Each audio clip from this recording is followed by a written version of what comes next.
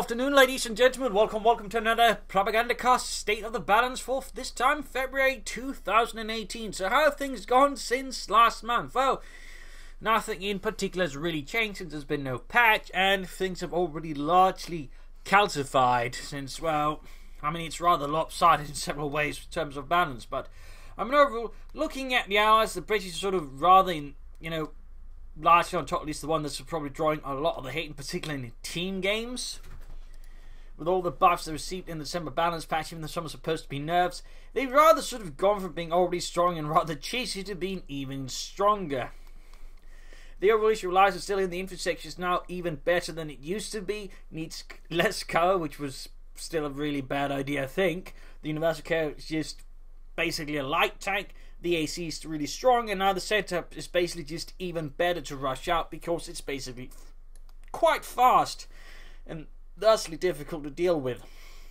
And it's a lot of Brits just, leading on heavily with a lot of sections, going for maybe an AC, but also just rushing out the Centaur and destroying their opponent because the Centaur can also counter packs in most cases now. So, things rather went awry there, and in terms of what needs to be nerfed, I'd strongly suggest the infantry section, particularly the Bren guns. I mean, we sort of hit the point again where, it was bad for the Grenadiers to have 2 light machine guns, yet for somehow reason it's okay for the infantry section to have 2 Bren guns, which in terms of stats are largely the same, except of course on a more bulletproof section that can be turned into a 5-man squad with faster tech and faster tech supporting it. I mean, no matter how you look at that one, it doesn't add up. The infantry section needs to be nerfed. The Bren guns need to be nerfed in some way or the other. A limit is added, or they're sort of cut down in terms of what damage they can actually deal. And the section needs to lose some of its received accuracy bonuses because it's absurd how much damage they can sort of take into them. Particularly when you got bolstered. Either that or the bolster section is moved to the final tier, so you can only get it there, so you can't just get it within the first 5 minutes of the match, which is where it basically heavily snowballs. I mean, that's a really bad idea. The universal carrier also needs to be made into less a light tank and an actual carrier vehicle that can at least be somewhat threatened by bullets. That way, sort of slightly cutting down on the British ability to snowball heavily and just rush into the Centaur, which also needs to be nerfed, like lower its speed again or decrease its anti-infantry ability, because it's kind of absurd what it can do now. That's what I think largely covers the Brits. Now, in terms of what they do, it's pretty much what I described. Doctrine, they might go for special weapons for tank hunter sections, or they might go for some doctrine from the commandos. And if the fight lasts long enough, there might be a crocodile, which probably also need to be nerfed, to be honest, because that one's still also kind of crazy. So that sort of covers the Brits. Moving on to the Americans, not much has really changed. Their recon support is still very popular, so is heavy cavalry to an extent, and some of the other doctrines there, but recon support is largely where it all goes for. Paratroopers, light vehicles, raid tactics. These sort of get it all. The rifle, of course, also very, very strong, very, very potent, and of course, very also able to snowball the game. You've already sort of got control of it. And in that regard, the rifleman still probably needs some kind of looking at. Maybe nerfing the BAR. Almost some logic, I guess, hold the Grenadiers can't have 2 light machine guns. Then why can the rifleman have 2 BARs, which is basically a light machine gun that can be fired on the move? Not quite as good as the LMG-42, but you can still get 2 of them. You can still fire 2 of them on the move. Again, the logic doesn't quite add up there. It's either that or they need to allow Grenadiers to have 2 light machine guns or something else. Again, there's some weirdness elements here and there. And they probably also need to revert some other buffs here and there. Probably need to revert the health buff on the Jackson, since again, that was increasingly used largely like a tank.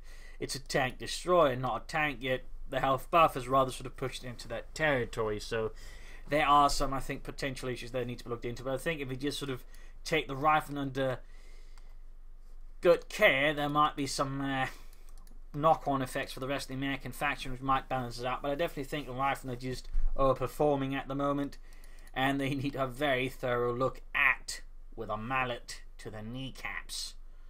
So that's what I think sort of covers the Americans. Again, nothing has really changed. It's sort of largely the same strategy. No lieutenant. There has been an increase in place. They're going for the captain into the steward.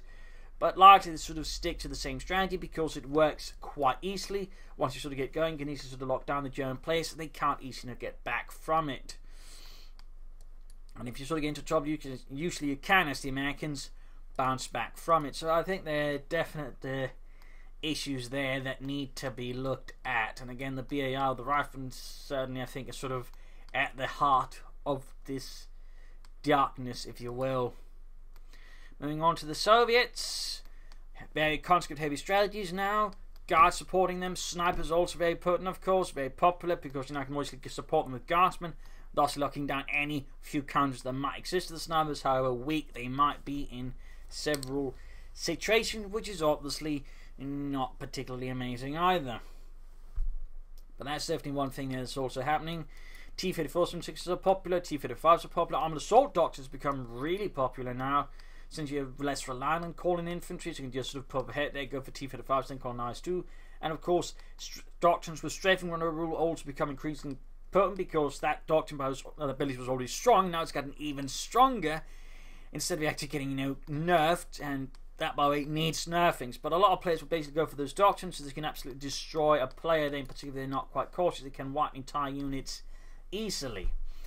So I mean, definitely the strafing run needs to be nerfed, and that probably needs to be looking at something there. Snipers probably need to be able to kill, or their counters need to be more able of actually countering them, which has always been one of the issues with snipers, that it's surprisingly difficult to counter for what damage they can do. And in that regard, then always something always been leery of. So there definitely needs to happen something. The guardsmen probably also need to be toned down a bit. I mean, they might have needed a buff, but like they kind of went too far in the other direction, which is rather push them into being these heavily utilitarian infantry. And conscripts, I think, was actually also pushed too much. I thought conscripts were pretty good before, but now they've sort of been made even stronger, can actually take on a lot of stuff. And just with Molotovs, which of course also got buffed, thusly buffing the conscripts further, I mean, they sort of become very difficult again to sort of decrease the need for certain things. So part of me thinks there needs to be looking into at least maybe the PP841 upgrade, which of course is also very strong in its own right. So I think that's something again there that could probably do with some looks at, to be honest. Again, something in the early game, because again, rather now a lot of the games just basically mean if the Allies sort of have a good early game, they can basically snowball. It becomes incredibly difficult for the Germans to get back into it. And I mean, in part because again the Germans don't really, well, the Oberkommando to extent has, but the Wehrmacht really doesn't have any combat mechanics. It's sort of one mistake you're usually out sort of faction. And that really again sort of creates the situation again with the Americans. You sort of beat them and push them back, but they can generally sort of bounce back. Same with the Soviets, same with the Brits. They have a lot of ability to bounce back, but they also have the ability to just lock down a game early on really hard, and that's kind of what needs to be sort of slightly toned down. Either that, or they need to give the Germans some incredibly hard bounce back, and I don't think they're willing to give them that for the very obvious reason they haven't done that already. And in fact, some cases seem to have taken it away. Moving on to the Oberkommando, which is probably slightly more popular in some ways than the Wehrmacht, but probably in other ways not so much. But overall, I mean, the Oberkommando West sort of largely now has gone from the looks into the flak half-track. The flak half-track featuring in a lot of strategies, a lot of tactics, very potent, very good. Perhaps too good, but at the same time, considering what the Allies can toss at them, I mean, they're certainly going to have to be toned down, the Allies first, before they can consider turning down the flak half-track. Otherwise, the Oberkommando West is going to be swept away like a sandcastle in a tsunami. Like, there's going to be no chance in hell without the flak half-track. I mean, it's really critical in the current state of affairs. Orbital are beginning to become more prevalent in strategies. Doctrinally, Fallsturm initially look good, but seems to be switched over towards Luftwaffe, where Valiant Assault, I'm hearing, is really, really, really good. In fact, some call it overpowered, and that might in fact need a small nerf, probably being made more expensive with just some other slight changes. Fallschirmjäger become more popular again alongside Obersoldaten. Panzer forces are featuring prominently, Panthers occasionally, but the Panthers sort of, while being made cheaper, thusly more accessible, still isn't always in the right spot for the Oberkommando West, and overall sort of falls into a bit the same issue with the Wehrmacht Panther, which is it's just not that amazing. Finally, moving on to the Wehrmacht, which probably still has the roughest out of all faction here in the current meta game. Again, the one that basically you have the least chances, for mistakes, any room for it. If you make a mistake, you're usually in many cases out. The Wehrmacht still lacks the ability to balance up. Tier 2 I still think is rather, in many ways, ephemeral, sort of just more of an afterthought for some cases. The Panzer Grenadiers lack something, I think, sort of longer term.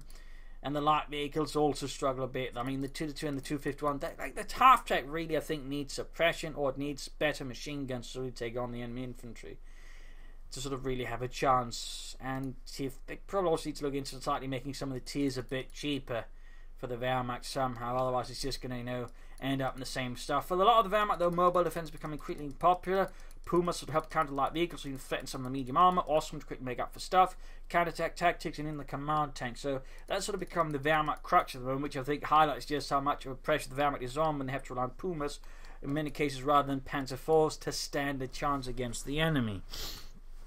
So there are definitely some worrying elements. There are some players who go for tier 4, and occasionally it works out, but in many other cases it still doesn't. It still requires them to be far ahead, which still means they need to be heavily winning for tier 4 to work out. And in many cases it still has to be won by, the Panzer IV, because again, you really can't count on the Panther initially. So the Panther still ends up being an afterthought, more to support the Panzer IVs than you actually know something to go for, because the Panther is good in a sense.